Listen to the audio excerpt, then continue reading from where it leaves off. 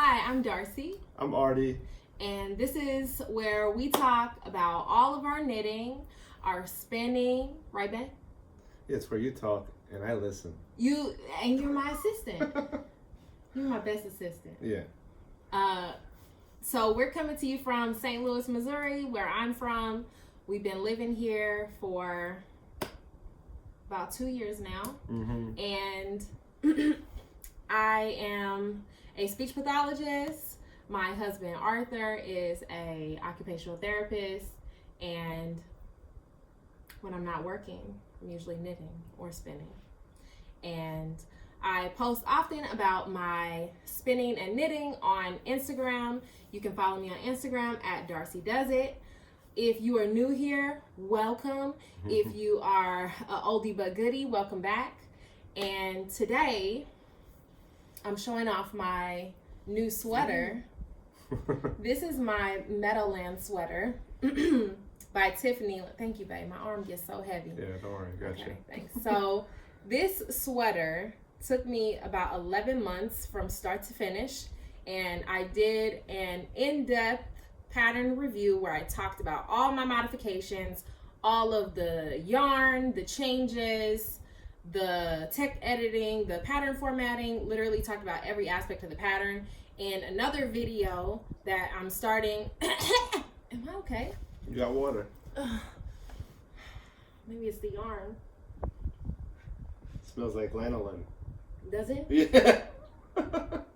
Well, this is 100% superwash merino. It hasn't been. It's the real deal. It doesn't have any nylon in it. So, excuse me. So this sweater is my new favorite, obviously. I wore it to our Valentine's Day dinner on Sunday. We're recording this on Sunday, February 13th. The local time is... You said Valentine's Day dinner on Sunday? You meant Friday. Yeah, sorry, Friday. Yeah. The local time, I feel like an airline person, is 3:15 Central Standard Time.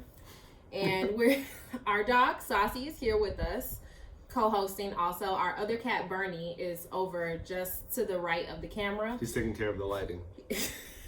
He's made sure we had a really bright, sunny day today so we could record this episode for you guys. I hope that you enjoy it. This is the only... Oh, no. I finished something else since the last episode. And I hate that my bra shows when I wear this, because I'm not wearing the right kind of bra, you know, but like I'm not really going anywhere. And I've chosen to style this with my cat hair covered yoga pants and dog hair covered and dog hair for your enjoyment. I don't know who sheds more. Definitely the dog. Saucy she's got hair. A much bigger body. She's got more hair to shed, so it has to be her. Or do you think that the cats have more like hair strands? I have no idea. Well, she has more surface area, Saucy. Yeah. So too bad we can't like actually make something good out of their hair. It's just useless. Well, we do round up the pet hair, and you have been putting it in the garden. Yeah, in the compost. Yeah. No, but for the squirrels. Oh yeah, and to scare away the squirrels. I don't know if it really works, but I was hoping it did. I don't think it worked. They killed our cucumbers. And eggplants. They killed everything. By the end of the summer, they had ate the leaves off of everything. But with the cucumbers, it was like malicious because they chewed them off right at the root. At the stem, yeah. So the whole plant just died slowly once it was no longer connected to the root. And we were getting like 5 cucumbers a week, like this big. If you have some squirrel prevention techniques, like other than, you know, like the airsoft, you know, pellet guns, like comment, you know, natural solutions. You know, I'm not trying to have like squirrel stew or anything. I don't want to kill anyone. I just want, you know, y'all gonna have to find your acorns and y'all gonna have to leave our food alone. We just gotta make Bernie an outdoor cat. That's it. I wonder, do you think he would try and eat squirrels? Yeah. You think so? He'd eat anything. All right. Or fight anything. He might lose. He's a house cat now. He's a house cat, yeah. Saucy definitely is on squirrel duty right now. She's like patrolling. Yeah, she's good against squirrels. So the second thing I finished, other than my sweater, is my cowl. So, hold that side. Mm-hmm. So, do you remember what this one's called? You said cowl. Oh my gosh, I have to call tell. it? So the other day I told Artie, What did I call it? grab my scarf, and he said, oh, I only see your cauldron or something like that. And I was like, no, it's not. I said like your Swarth or something. Swarth, yeah. I made up some word. It was a new word, y'all. I thought it's like scarf, but like, you know, it's fully connected. It goes around, so it's like a sweater scarf, like a Swarth. Right, a sweater scarf. I mean, but it's a cowl. It's a cowl. Yeah. So my cowl is this was a self-drafted pattern. I am gonna make a version of this available as a YouTube tutorial by popular demand. Thank you to the people on Instagram who told me that that's what you wanted. I hear you. I'm gonna make that happen for you. I also will probably do a paid version of, you know, a PDF, so you can just download a PDF if you would rather do that. But this is a 1 mohair skein and 1 fingering weight skein of yarn held double. And let me show you my patented method of putting this on, because the first time I put it on, you couldn't really see the pattern, and I was a little bit disappointed by that. But you have to turn it inside out. When you turn it inside out, then you get it on, and then when you twist it, you turn it back to the right side. That's how you wear this thing. That's how you, except you gotta get your hair out. That's the other thing. So you do have some of the inside showing. I'll show you guys. You do have some of the inside showing, but it's mostly that outside part, and you can twirl it around in the front and do any, you know, tucks that you want to get your, you know, the herringbone part showing. But isn't that gorgeous? It's very nice. Thank you. You want to touch it? Yeah. It hasn't shed very much so far, and I'm really glad that it is big enough to wrap twice but still be kind of cuddly. So this doesn't really have a name. If you have a name suggestion, comment that. I would love to hear what the name suggestions are. Oh, maybe I'll do a giveaway. A Swarth. That's what Nobody's naming it that. Nobody. It already has a name. Darcy's Swarth. Okay, comment what you think about that name, Darcy Swarth. So this will be available soonish. The video is going to take a while because I'm actually going to have to knit another one to show you how it's done. So I'm going to work on that hopefully in the next week or so. If not sooner than that, definitely the week I have off for spring break, which is coming up in about 28 more school days, I think, are left before the spring break. Unfortunately in Missouri, we do not have midwinter recess as we had in New York, where we lived for 6 years before we came here. I really got used to that. It was a week in February, and what reason is there to not have a week off in February? February is a cold month. It's a hard nice month. to be home. So anyway, I'll work on this over spring break if I don't get to it before then. This isn't technically something I've done the work on, but I want to show these because it's Black History Month. And, you know, I'm always here to support BIPOC people. And this was something I co-knit, and I got this language from Elba, who is the maker over at Totally Tubular Socks. And these are 2 sock tubes that I had cranked. I'm getting like a little bit blown out here because of the sun here. Let's close a little bit. Close a little bit. Oh, perfect. So It's supposed to be Bernie's job. you have to hold this because I think you have better lighting on your side. Okay. So these are sock tubes. Do you know what sock tubes are? It's like half the sock. Yeah, it's more or less half the sock. So basically, you send Elba a skein of yarn, and she sends you back well, you also have to say what, how many stitches you want on the tube. So a standard like women's sock size is 64 stitches around, and this is how long of a tube you get. I know this is like way even over your head. So this is a sock yarn. It's so beautiful, like pink kind of main color with purple blue swirl, and it came with this contrasting color as a sock set. And this is from Jada Wu Designs, and she is a black independent yarn dyer. This is a 75-25 superwash merino nylon, and it is called the Pinkie Pie sock set. So she is a black owned business if you're looking for some people to support. And then this is also a skein from a black owned business. This is from Nakia over at Wild Star Fibers. I'm sorry I have to cover you up, but you have the best lighting right here. That's all right. So this is a mini that I just had in my stash. This didn't come from her, but this is a sock yarn called Supernova Sock, and it's an 85-15 nylon blend. And this is a colorway that she created for the BAPS collection called Forgiveness. And this was one of the mini skeins. If you've been rocking with me for a while, you'll remember last year I had did a collaboration with with 3 black dyers, and it was kind of like a February advent, but it was based on different black movies that me and the dyer both liked. So this was from the movie BAPS. If you haven't seen it, how would you describe BAPS? Hilarious movie. You gotta watch it. It's a pretty good movie. Old school Halle Berry. Yeah, Halle Berry was pretty sassy and she's just such a great actress.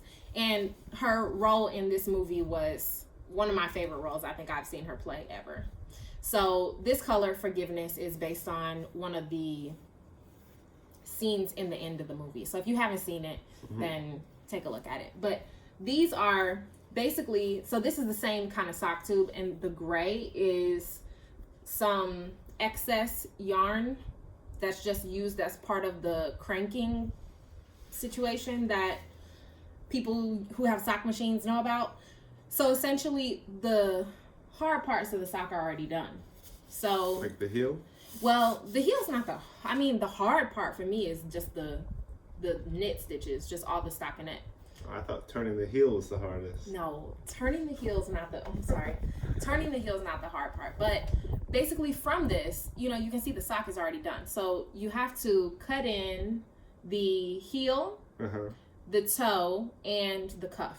So you could probably get, if you wanted to do like very long, you know, socks, you could do 2 like this, or maybe you could do 3. You could get 3 and then have some mismatched pairs.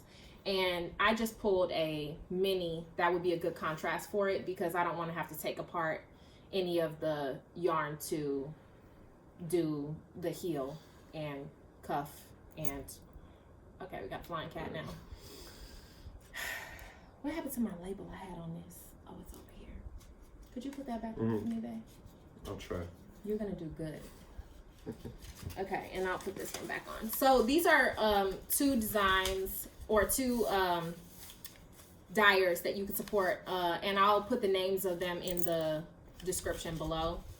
But this is just so stunning. I knew when I saw this that this was gonna be socks, but I just haven't had the heart to knit them. Sometimes socks are just like uninspiring, you know, especially if you like just plain stockinette socks. I actually have on some, can you help me? Oh my feet up. I have on some plain stockinette socks, and like this one is getting kind of worn out right here, so I'm gonna have to do some mending. But yeah, just like plain socks, they're the best, most functional. My problem is a lot of times I was making them too small. I was knitting them too small when I was making them. I think because I was becoming impatient, but now with the majority of it done already, I feel like I could really take my time and maybe do some different kinds of heel techniques that I haven't tried before. Would you like some socks? Yeah. Do you think you would like either one of these? Maybe this one. Maybe this one? Yeah. I feel like you could wear colors like this. If y'all haven't noticed already, everything that Artie wears, it's blue. No. I had a purple shirt on last time. Okay. Most things Artie wears are blue. So I only have like 8 sweaters though. I was thinking about what to wear. Well, you haven't quite reached the knit-worthy threshold yet, as far as sweaters go. But I think I could maybe sacrifice a pair of socks for you. Yeah. So I'll work on making these a pair of socks for you. Okay. You think you're gonna wear them? I'll wear them. Y'all heard it here. He said he was gonna wear them. Okay. So I'm gonna work on these from Wildstar, and that's gonna be Artie's socks. Oh, Wildstar set. So I kept my promise, and I said, we were not gonna have any sleeves left behind in 2022, and I have kept my word, and I've been banging these sleeves out, y'all. So this is my Kinsan sweater. If you're interested in the details, I talked a lot about this in earlier episodes of the podcast, so check that out if you want some more details about this. But check out that sleeve. Oh my gosh, babe, you have to hold it. Oh, you want me?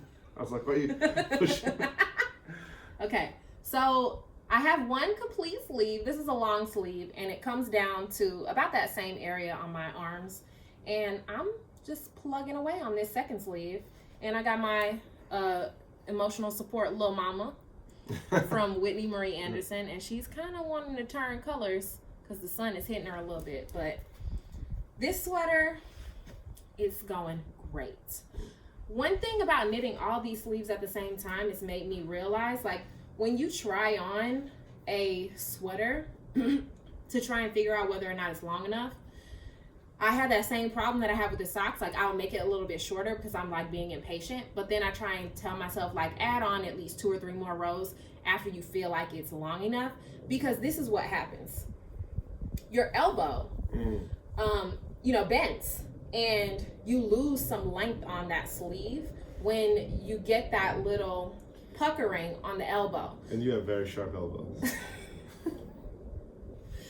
I was built with these very strong self-defense elbows, and when you have these, you have to add a little more length onto the sleeve for wearing ease. So, like on this, the ease on here is probably about 1 inch on the sleeve, and then it goes down to about 0, like ease for the cuff. But if I was going to do it again, I would just probably add maybe 3 or 4 more rows of ribbing or stockinette stitch. So I'm thinking about that with this sweater, because I want to make sure that the sleeve is nice and long, and at least it's going to come down to touch my watch, even with the, the elbow action here. So. Yeah, keep those down. Okay. These weapons. Yeah. Weapons of mass destruction, right? So I am probably going to finish this today or tomorrow. So you'll see some more on that on Instagram, probably. The next thing I really put my heart and soul into that was already cast on in 2021 is, can you take that from me? I don't know where that came from. Is my Mauna hat, and this is a design by Layla Raven, and this is some yarn that my very dear friend Alicia gifted to me, the yellow yarn, and it's like that perfect puke green yellow, and it goes really well with this pink purple handspun, and I'll show what the yarns look like individually so you can kind of get an idea. This is something I feel like a lot of podcasters don't do, is show like what the yarns look like just as yarn, and I feel like seeing it as yarn or as a cake really helps me to envision what it will look like when it's knit up. So I want to make sure I show that to you. Maybe you don't care about it, but I actually like seeing the yarn knit and just in its yarn form. So I've lost some of the pattern. Can you tell what the pattern is? It's actually some kind of like triangle pattern, and she's a indigenous designer, and this design was inspired by something in nature. I have to look at the design again. Triangles symbolize mountains. Nice. So it does have a mountain kind of situation, and you can see there. Mine doesn't really look like that. No, how come? Well, for a lot of reasons that I'll try and explain now. So the contrast is not high enough. So this is what it looks like in the design. And then here is what mine looks like. The colors you picked. So the colors I chose don't have enough contrast in between them. And the yarn that I chose has some varying colors in it. Like the yarn that I chose as a contrast color. So it makes it even harder to tell the pattern that way. And because it's hand spun and because I am not super consistent spinner just yet. Oh, yeah. You can see in the yarn, you know. I didn't even realize it was hand spun at first. Wow. Wow, I'm getting somewhere. So you can see that there's some variation in the weight of the yarn. So there's some kind of thick and thin parts there, but it's still perfectly good for this pattern. I am liking it more and more the longer I knit on it. The other thing I'll say is this yarn, the main color is a sport weight. What does that mean? It's like heavier.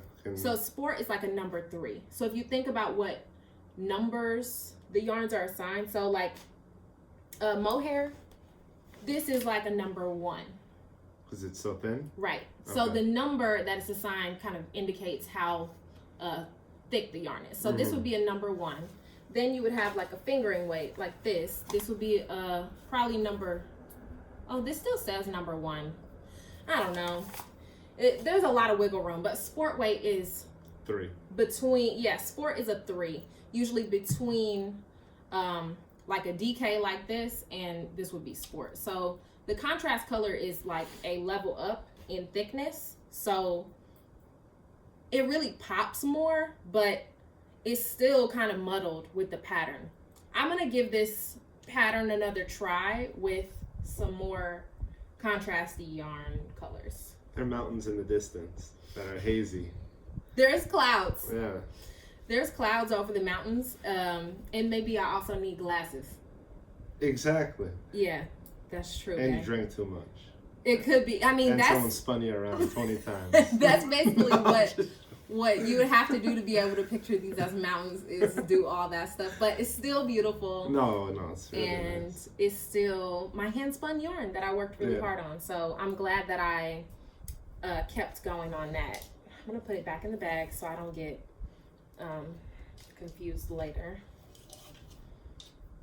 And my last whip that I'm working on is my Prismatic Sweater by Wool and Pine. And you can see it's kind of, I got like a strange kind of setup here.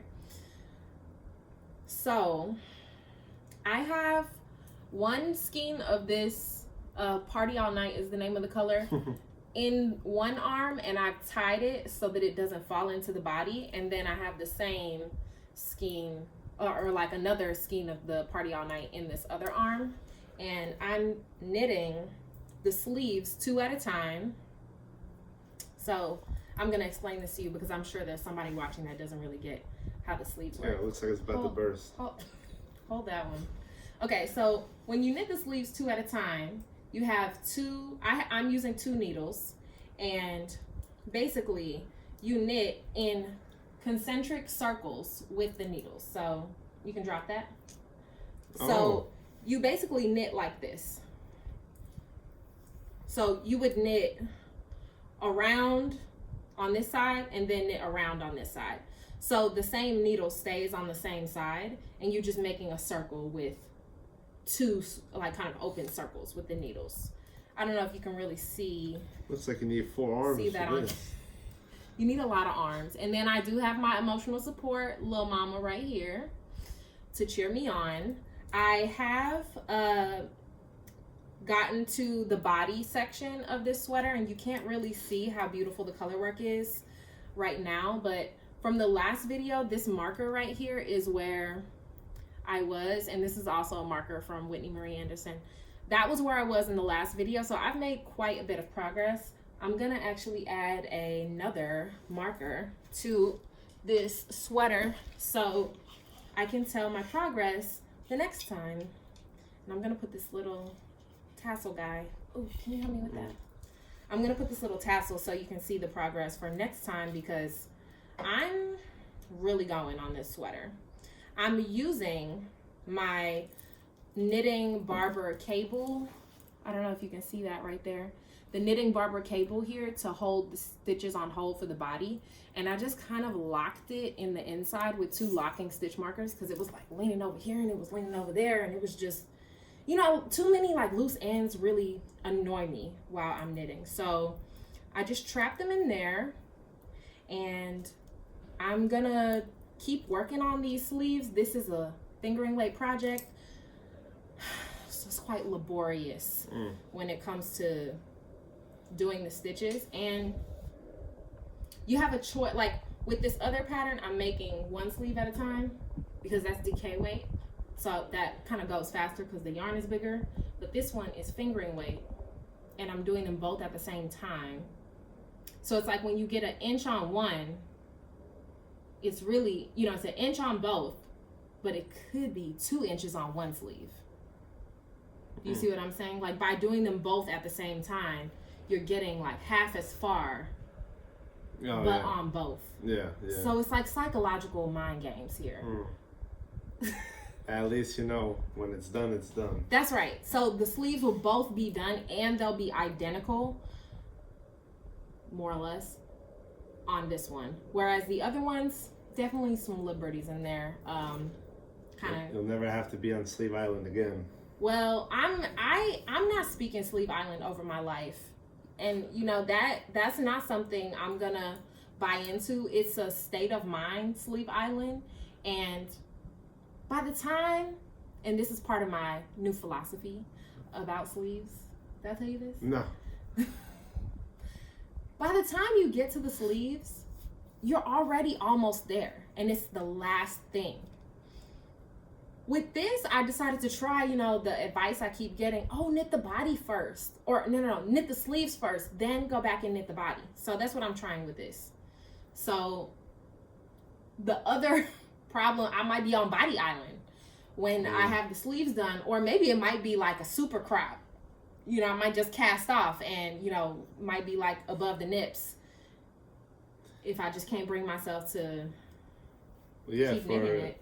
For summer, you could just leave it like that, and then once it gets cold out, then you can finish the rest. Well, that might be what happens too, that it doesn't get finished while I could actually wear it. So that's my last knitting whip. I do have my spinning whip to show y'all. And I talked about the Black Smoke Fibers spinning advent in my last podcast. And I was talking about how each of the boxes comes with a little floof of fiber in there. And I finished the first box, and this is my bobbin from the first box. And you can see all of the different kinds of wool that are in there. Can you hold that for me, babe? And then, so this was half of each floof, and I put the other half into this hat box. And I'm gonna send this to Ayn from Passionknits because she has a drum carder. And she's gonna card this into a bat for me. You know what a bat is? Not like a baseball bat. So a bat is a... Have you seen a drum carder before? No.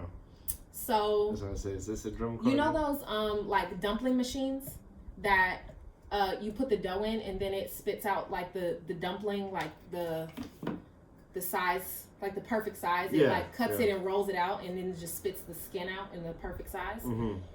So the drum carder is kind of like that, but you put the wool in, and then it's like a big brush, and it brushes it all out into an even layer. And then instead of like a big, you know, bunch of different floofs, it like blends all the colors together based on how you put them in there. And then it's like it's almost like a yarn slab or like a fiber slab instead of like roving, like how it's all in a tube chunk kind of. It would be a flat slab. So that's what a bat is for anybody else that's wondering what a bat is. And I'm planning to spin part of this as a bat and part of it, just off the bobbin with the roving. So I'll just show you what the next roving is going to be. This one's so pretty. So I have some on my spinning wheel over there. I'm not going to make Artie bring it over today, but this is how I've been splitting it. So I'll split each one. I'll put one in my hat box and then I'll spin one up. Now this is so soft. Can you hold that for me, babe? What kind of wool is that? Oh, blue-faced Leicester. Leash. Leicester? It might be one of those. It's commonly referred to as BFL. So this is a soft and what does it say? Favorite of hand spinners as well as knitters, crocheters, other yarn lovers. A fine wool with well-defined crimp and a long staple length. You know what staple length means? Mm-mm. It means the hair on the animal is long. Okay. So that's the staple. So they also grade cotton by staple. So, for example, when cotton was just becoming a cash crop in the United States, the longer staple cotton could only be grown in more cool environments. So like the upper South, like in Maryland, Virginia, but the short staple cotton could be more heat tolerant. Mm-hmm. So they wanted to figure out how to grow that short staple cotton, but the problem with the short staple cotton is that it had a lot of seeds in it. That's why the cotton gin was such a pivotal invention in really exploiting enslaved people's labor to bring the short staple cotton into the international fiber market. Mm-hmm. So BFL has a long staple. So they use staples to talk about different lengths of fiber, whether it's animal products or like plant fibers. So I still got quite a few of these to go through, but I'm going to try and spin these up by my next podcast episode so we can see what the final yarn will look like. What? No, looking at Bernie. Where's Bernie? Oh my gosh. So he always finds a way to make his cameo. He always finds a way to make it into these episodes.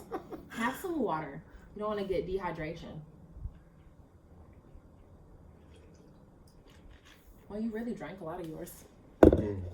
So the last part of this episode is going to be acquisitions. If you're not into that, thank you for coming. Thank you for sticking with me, showing some love. If you are into acquisitions, this is quite a story. Because this yarn that I ordered from Lauren at TREEHOUSEKNITS, it made it to St. Louis. And for those of you who know your states, St. Louis is in Missouri. Missouri's abbreviation as a state is MO. I thought it was MS. Shut up. Missouri's MO. So it gets to St. Louis. And you can track all this, the Postal Service, on the app and stuff.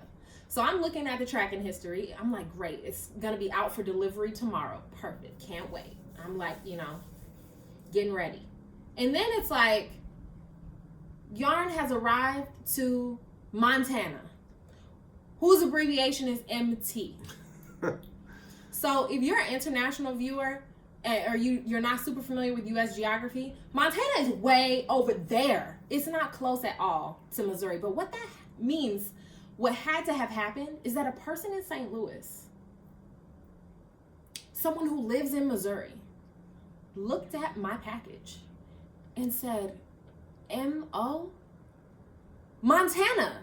We gotta send this to Montana. So I had to wait for this package to get to Montana, come back from Montana, and then get delivered again. So it took like an extra 2 weeks. But it was so worth it because look at how pretty this yarn is. What do you think, babe? It looks like marble. Yeah, it does kind of look like marble. It's called Seattle. And that's a good name. Yeah, so it's kind of like Seattle colors, like like kind of dirty, sky. Like all the pollution Amazon makes, and no. I was gonna say like rainy, type of gloomy skies. Yeah, exactly. The gloom that capitalism brings to a city. So this is a color on MCN DK. MCN. If you were gonna guess what MCN stands for, what do you think it stands for? I'm going to tell you. It stands for Merino Cashmere Nylon. Yeah, I was going to be like micro something. No, not micro. Yeah. So if you touch this in comparison to like a yarn that doesn't have cashmere, like I'll take this one from Haystack, which is still very soft, very nice, superwash merino, but it doesn't have cashmere. You can feel the difference that the cashmere makes in the yarn feel. So as I was choosing this, you know, Lauren makes her yarns available on various bases, and you choose, you know, on a kind of dye to order situation what you're gonna get. And I was like, yeah, I definitely want DK, but then I was like, ooh, that merino cashmere nylon, maybe I should get that. And then I was like, well, I never bought cashmere, you know, for myself before. But then I was like, wait, why don't I deserve cashmere? And then, then I was like, of course I deserve cashmere. I need to treat myself. That's right. And then when it came, Artie was like, oh, I would like that as a sweater. I did say that. And I was like, no, you know, keep it for yourself. I plan to, I'm 100% on board with keeping it for myself. Thank you. But now that I know you like things like this, and of course he likes it because it's blue. I guess I like blue so much. I'll get you some blue yarn. Some superwash yarn that you can't shrink. And, you know, you've been taking nice care of your sweaters so far. The store-bought, you know. So maybe it might be time. I don't dry this sweater, yeah. Yeah, that's right. But you can't, if I knit you a sweater, that's never going in the washing machine. Oh, no. No. I'll let you hand wash it. We have a hand wash function on our washing machine. You couldn't hand wash. Oh, with that? Really? Yeah. Oh. Yeah. Because it's like very light. It's gentle. Yeah. Yeah. Okay. So this, and I did get a sweater quantity of this. So I'm going to be making something with this one day. The other thing is not something I necessarily bought, but these are patterns that I got from the art teacher at my school, and her aunt was an avid knitter, and she passed, I think, in the last year or so. So she brought a lot of her knitting stuff to school for the art club, and she had a binder full of vintage knitting patterns. And I was like, this would be interesting to knit some of these. And I already have the pattern right here. So most of these are from like this. This one is from 1977. So this is like a T-shaped kind of sweater here. That one's cool. So I thought that was cool. Maybe not those colors for me, but you know. I also got this Icelandic pullover. And you can see each one is in a protective sleeve. Very nice. But the patterns are also very brief, sparse, leaving a lot to the imagination. So perhaps if I was gonna, and I think that these are in the public domain now, I'll have to check whether or not they are still copyrighted by whatever magazines these were. I don't think a lot of these magazines are still even in business, but I thought this was cool. This tapestry skirt, and it's got all these different stitch patterns, you know, along the skirt. I'm probably not gonna make the skirt, but this might be interesting as like a cowl, or maybe like a sweater yoke, you know, to try some of these different patterns out. Or a swarth. Even a swarth. That could be a great use of those patterns. And then this I thought was a very interesting men's sweater because it has a pocket, but only one. So it's like you can just one. It's almost like you can keep like a holster almost. That's what I was gonna say. In your sweater. So I thought that was really cool, and it has, you know, a nice classic shape. So I just grabbed these patterns out of the binder, and I was like, well, I'll make a copy of them. And she's like, no, just take them. She would want, you know, you to have them and to, you know, give them a good home and, you know, knit them. And she was like, I'm never gonna knit those. She is a pretty new knitter, the art teacher I'm talking about. So she just told me to take them. So if you've knit any vintage knitting patterns, or you have any information about whether or not these people would get mad if I share these patterns online, like, leave me a comment. I'm pretty sure that these are all, you know, companies that are not still in business. So I'll do some more checking because I don't want to get on anyone's bad side or, you know, share anybody's intellectual property that's, you know, going to be upset about it. The last thing I have is my Passionknits, and I shared this on Instagram. So if you already saw it on Instagram, you have a chance to see it again because it's just that spectacular. So this is actually like a really proper box from Passionknits, and it's like a magnetic situation. And these are all the songs that the Valentine's Day playlist is based on. And they're all like breakup songs. So do you know any of these? X Factor by Lauryn Hill. X Factor, I don't listen to Lauryn Hill that much. You Get on My Damn Nerves by Jasmine Sullivan is one on here. Sorry Not Sorry by Demi Lovato. Let me see. Blow Me One Last Kiss by Pink. Cell Block Tango by Queen Latifah. There's a lot of really good music, you know, on the playlist. So, and the yarn is inspired by that playlist. Ooh, what's this? I know you were gonna pull that out. Oh, mango chocolate. So it has some. You want to try it? It's. Oh, it's melty. Liquid. Because he had it on the heater. Oh well. Well, we gotta keep it over here now. Okay, you gonna let it re-solidify? Yeah. Okay. So there's these stitch markers by Whitney Marie Anderson, and these all have like the same similar theme. Bye, nope, ugh, ew. But they're like those little candy hearts, and then there are some of those actual little candy hearts in here. Ayn really knows how to put together a themed box. I mean, she really puts her heart and soul into it. And then on top of that, there's the little cherry cordial. Have you ever had these? The candy? Have you had these? No, it looks good though. So my Aunt Joni loves these, and she is the first person I ever knew that would eat them. So to describe it to you, because you haven't had it, it's a cherry, but it has like a cherry juice inside, but it's covered in chocolate. I think I've had these before. Yeah. And they're not my thing, but this is really, really close to what they actually look like, down to the like gooey, sticky juice. Even Whitney's got the juice on there. I'm gonna just tip out the yarn so you can kind of see all of them, and then Ayn is taking a new road down the candle making, and this is a coffee cake candle.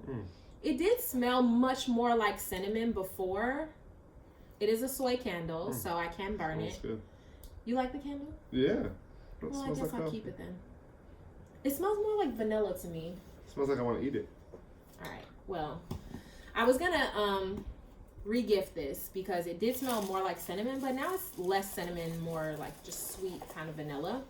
So these are all the minis. Oh, my baby. Hi. These are all the minis that came with this this box, and I can't even hold them all up. They are on various bases, so this would make a good project for someone adventurous that wanted to do a project with all of them. You could create a kind of nice rainbow effect if you really put your mind to kind of placing these in an order that made sense. And you can put anything together with mohair. Mohair will bring, I mean, the enemies together. It can bring everybody together. Wow. When you hold it double. That's all it takes. So that is everything that I have bought. I actually bought this a real long time ago. That's everything that I bought. And the last thing I want to talk about is kind of a project I'm experimenting on. So this is a pattern by Melissa. Where did I get Amanda? Melissa Georges, and it's called the Year-Round Popover. Sorry, my blinds are giving some lines here, but it's called the Year-Round Popover. It's a pullover pattern, and it's knit with a 50% merino, 50% cotton yarn. And I don't have a lot of cotton yarn in my stash, but I do have a bolt. I'm actually gonna grab it. I have a bolt of this yarn that I ordered from Holst Garn, and it's on the Coast base. It's 55% ooled. That's, I guess, how you say wool. And then... Where's it from? Denmark. Oh, cool. Then 55 ooled, which is wool, and 45% bomulled. I guess that's cotton. But I know that this base is a cotton wool blend.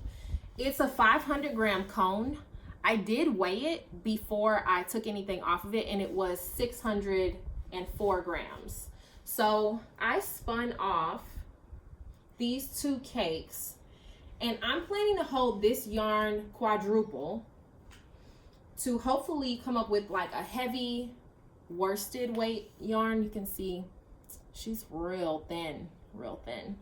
So I'm planning to use these both from both ends. So I have the inner strand and the outer strand of this one going, and the same with this one. So I have 4 together, and I'm gonna make a swatch to see if I can get the gauge on this. But I did have a lot of trouble finding some yarn that would be good for this, because, and this is,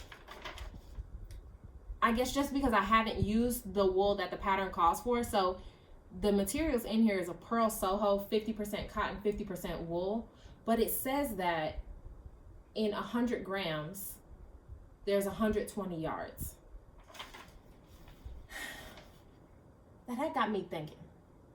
Usually in a yarn, like this is 100 grams, but it's 400 yards. Okay, that makes sense. It's a fingering weight yarn. This DK yarn is 100 grams, but it's 246 yards. And this is DK. So by that logic, I would think this would be a bulky yarn, a bulky weight yarn, because of the math, the way the math is mathing. But I don't know if the cotton has something to do with it. I mean, most of the yarn I use is wool. So I don't really understand how 120 yards of this yarn could possibly be a worsted weight in 100 grams. But that's why I'm gonna do my gauge. And Melissa Georges is a black knitwear designer. So like I said, you know, the Black History Month, trying to, you know, promote my people and make sure that there's no excuse, absolutely no excuse, to not support Black people, buy yarn from indie yarn dyers, you know, all year, but especially during Black History Month. So this yarn, I don't think, they're not Black Danish, as far as I know, but this is in my stash. It's something that I had already, and I actually bought this, I think 2 years ago during their Christmas sale. I want to say that this 500 gram cone was like 20 bucks. It was very reasonable. So if I was buying this in America, like hand dyed, it would probably be, I don't know, for 500 grams. I mean, 120, 130, 150 maybe dollars easy. Wow. But this is not hand dyed, and this yarn is also discounted because it does have some spinning oil in it. So some of the fibers doesn't feel as soft, and after you wash it, it softens up a lot. So I decided to give it a try. It did take a long time to come, but they have like a zillion and one different colors. They have a bunch of different bases that I would like to try. I haven't tried any of the super soft, which is the 100% wool base that they have, but I'm gonna see how this goes and let you know. And hopefully I'll have that cast on by the time I do another podcast episode. If you liked this podcast, please do me a favor and go ahead and give it a thumbs up. And please subscribe so that I can keep creating content for you around all the things that I love and you love. If you would like to suggest this podcast to one of your yarny friends, I would really love that. Right now, I'm not monetizing on YouTube. I don't have enough views, and I think I do have enough subscribers. I have to look at what the you know, the tabulations are, but I'm hoping to one day be able to make money with this podcast so that I can sustain the kind of service I feel like I'm doing for the yarn community. And if you could help me on that road by liking and subscribing to my videos, I would really appreciate that. Thank you for watching, and thank you for all the good vibes and support you're sending out there. I can feel it. Do you feel it? Yeah. Okay. All right, we'll see you next time on our next episode. Bye. Bye.